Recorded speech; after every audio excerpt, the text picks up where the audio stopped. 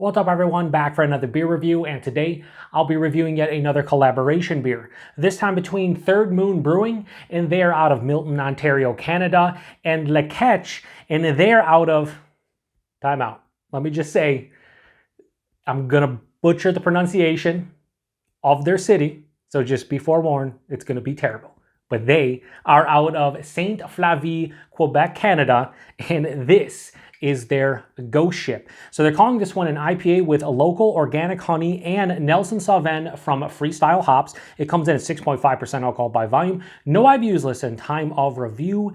This can is approximately 6 weeks old. And I want to give a huge thanks shout out once again to a very good friend of mine, Sean, for this beer. So huge thanks to him. In the description box, I'll post a link to the beer haul video I did that contains all the goodies he hooked me up with. He hooked me up with 7 different Canadian beers, 2 of which are from Third Moon, and this is the first of the 2 that I am reviewing. And actually, this is the first ever beer that I am trying from Third Moon, and I'm super excited. I've heard nothing but good things about them over the past 3+ years. So I got a collaboration here with a Quebec Canadian brewery, and if they're collabing with Third Moon, I imagine they also make some good beer. And this is basically a honey hazy IPA. And, you know, when it comes to honey beers in general, especially hop-forward ones, one of my favorite old school is Hop Slam from Bell's, Big Imperial IPA with honey. But a series of beers that I really enjoy that have honey in them that are hop-forward are from Other Half. Their Cream Get the Honey series. I like their base Cream Get the Honey, but their Double Cream Get the Honey, the double IPA, is where that series shines. I've had 2 or 3 variants, and they're all delicious. I've reviewed 1 or 2 of them on the channel. So I'm hoping for good things from this one. So let's crack it open and get in the glass and see what we got going on here with the first ever Third Moon beer on the channel, and the first ever that I'm having, period.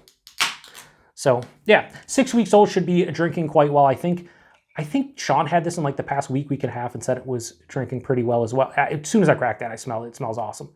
Do something like that. Leave a little room to get my nose in there. I did roll it right before I turned on the camera, so we should be fine to do something like that. So yeah, that has that hop custard look that viewer of the channel, Christopher, always likes to say.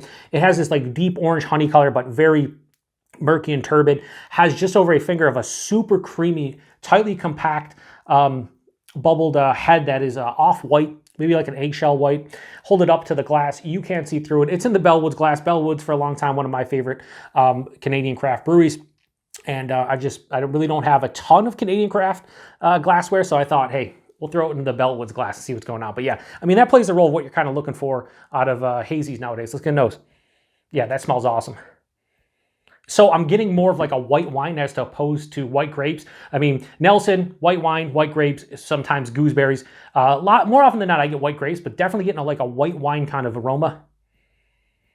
There's some orange zest, decent amount of passion fruit, pineapple, and there is this unmistakable, huge dank quality to this one, like really dank. So it's giving me like a dank, I don't know how to explain it, like a dank, it's not dank berry, but a dank fruit component that isn't berry. More often than not, when I say dank fruit, it's usually dank berries. Not really getting berries. It's kind of almost like, you know, like a dank passion fruit or a dank pineapple. What is the honey doing in the aroma? Not a whole lot. I mean, maybe it's going to help with the sweetness, probably help a little bit with the body and mouthfeel, but in the aroma, I'm not really getting like a perceived sweetness that is coming from anything other than the malt. Like sometimes you'll get a little bit of like a honey sweetness in a beer, or in the nose, you really can't smell sweetness, bitterness, but in the taste, but like the nose will say, okay, that's honey. I'm not saying that here. I'm not really smelling it. Yeah, this smells really good. It smells super fresh too. 6 weeks old, and it's like, it's bursting out of the glass. It smells really good for 6.5%. This honestly, this mimics a nose of like a double. Like you're talking 8, 8.5, 9%. Like it's very vibrant. I want to get into it. Cheers, everybody. Thanks again to Sean.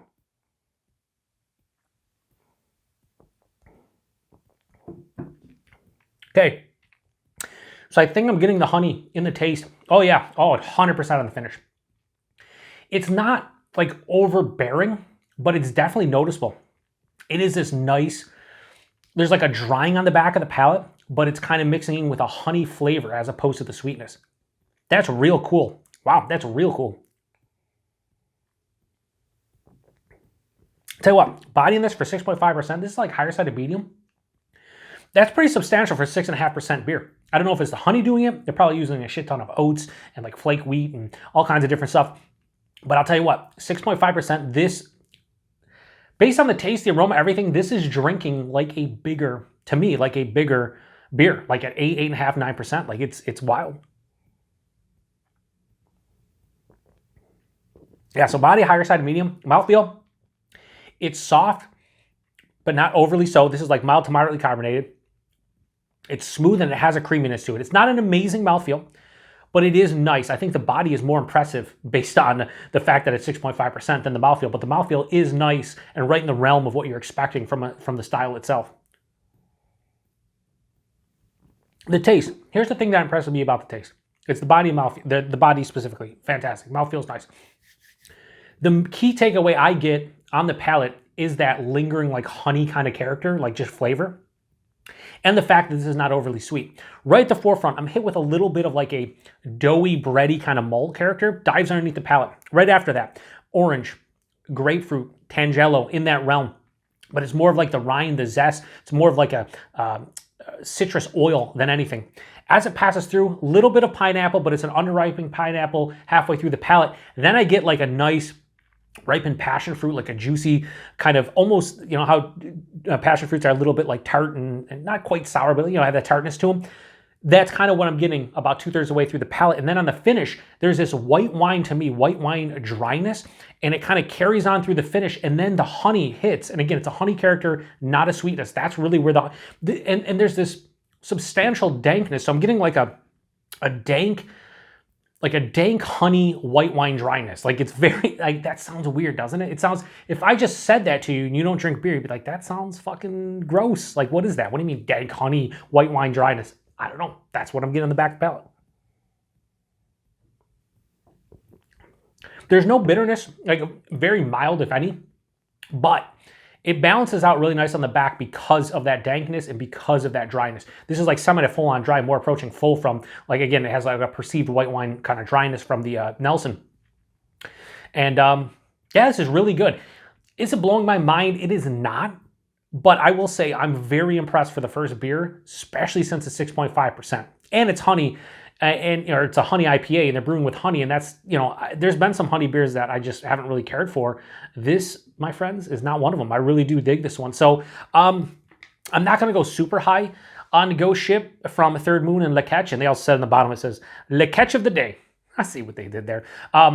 But I will say, 6.5% honey IPA, it's a pretty damn good one. First beer from Third Moon, I think it's well made. 6.5%, you can't taste it. So Go Ship from Third Moon and Ketch. I have no issues whatsoever giving this a high 4.25 and go 4.3 out of 5. I think that's exactly where it lands for me. I think I want a little bit more. It's hard to say. Why, what would it take to get this in the 4 or 5 range for me?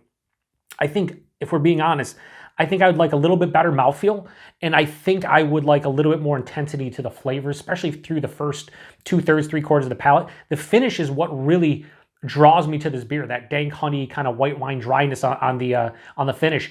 I can't really say I've had a beer that kind of finishes like this one does, and it's unique in that aspect. But the rest of the beer, like the first half of the beer, it's good, but it's nothing mind-blowing, but the finish is fantastic. Price point availability, I checked on their website. They still had, I don't know if they still had cans of this or they had comparable like 6.5% beers, and they were kind of in this realm. So I think this was like just over $21. They have weird as like $21.24 a 4-pack. Now, if you convert that into American, you're talking probably around, $16 to $18 a 4-pack for a single can. If you're looking at like $5.50 for this can or so, or like $5.40 or whatever, $5.35, $5.25. It'd be like $5.30. You're probably looking at around $4 to $4.25 for a can, probably around the $4.25 range.